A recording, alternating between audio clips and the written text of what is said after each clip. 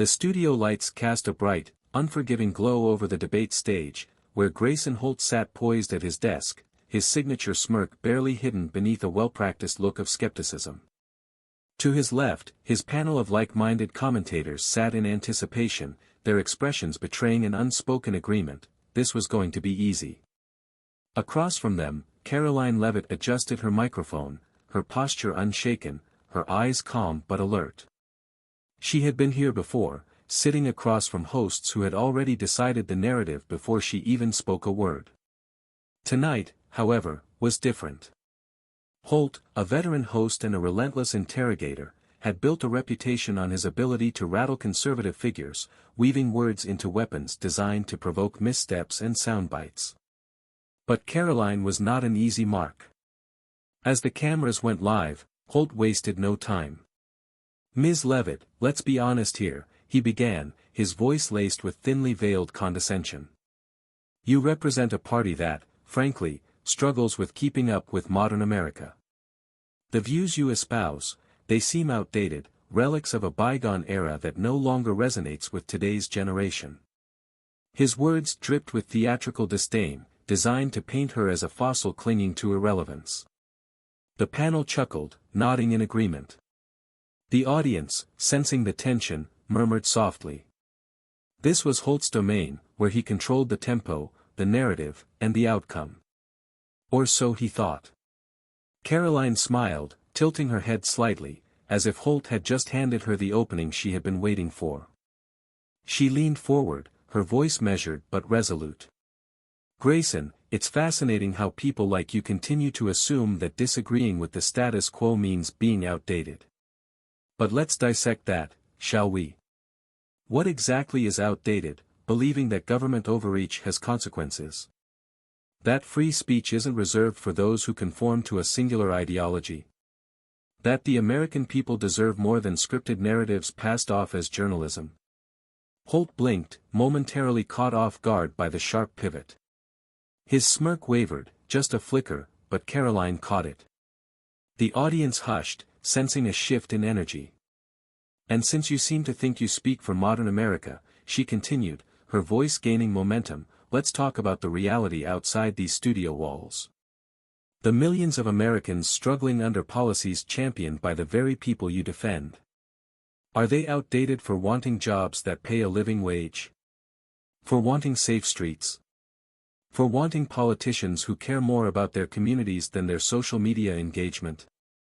Or is it just that they don't fit your narrative, so you'd rather dismiss them than address their concerns?" The silence in the room was deafening. The panelists, who moments ago had been chuckling in anticipation of an easy victory, exchanged uneasy glances. Holt opened his mouth, as if to interject, but Karoline wasn't finished.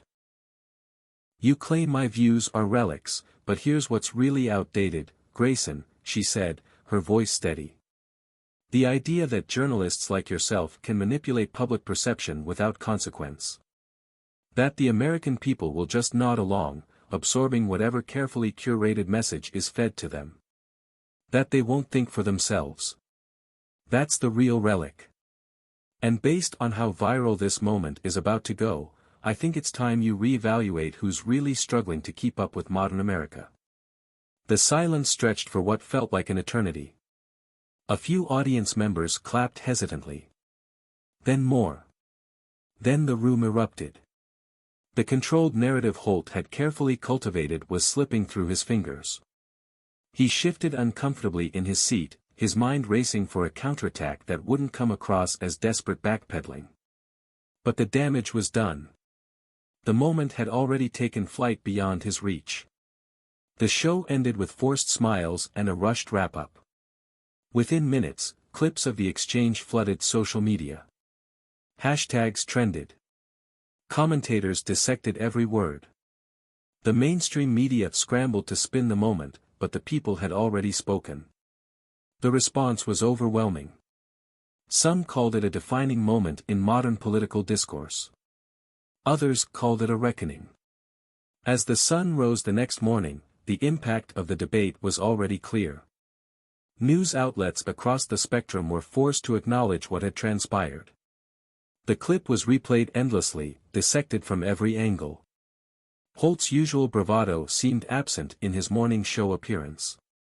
His explanations, his attempts to downplay the encounter, came across as feeble at best.